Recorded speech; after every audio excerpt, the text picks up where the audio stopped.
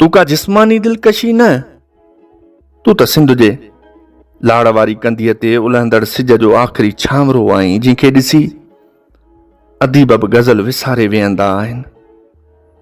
तू मकलीअ जी मिट्टी वांगुरु आहीं, जंहिंमें सान सां गॾु सदियुनि जा सल्तनती ख्वाब दफ़न थियल आहिनि, जंहिंजे कब्रिस्तान में हर क़बर कंहिं शाइर जो बंदु लॻंदी आहे ऐं हर मुक़बरो ॼण कंहिं बेक़रार आशिक़ जी दिलि हुजे। तूं वाज रख आहीं, जंहिंखे फ़क़ति वस्ती लाइ न पर शहादत लाइ पातो वेंदो आहे। तूं उहो रंग आहीं जंहिं ते को बि रंग ग़ालिब नथो अचे। तूं कोट ॾीजी जे भितियुनि ते लिखियल कंहिं ॻुझी ज़बान जी वाही आहीं, जंहिंखे फ़क़ति उहे ई पढ़ी सघनि था जंहिंजी दिलि ज़ख़्मनि जी तारीख़ सां भरियल हुजे।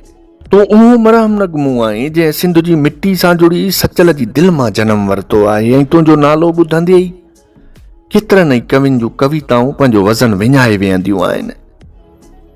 तुंहिंजे अखियुनि में सूफ़ियत जो को अहिड़ो राज़ आहे जंहिंखे पढ़ण लाइ मज़हब खां पहिरियां मोहबत जी ॼाण हुजणु घुरिजे। ऐं मां त उन धरती ते अणलिखियल दुआ आहियां, जेका दुआ हर दफ़े ई तुंहिंजे नाले सां शुरू थिए थी ऐं तुंहिंजे नरगिज़ अखियुनि जी निम में ई मुंहिंजी पुॼाणी जो आगाज़ लिखियल आहे ऐं तो ते लिखणु ॼण त ख़ामोश लफ़्ज़नि खे रतु ॾेई साहु खणाइणो आहे।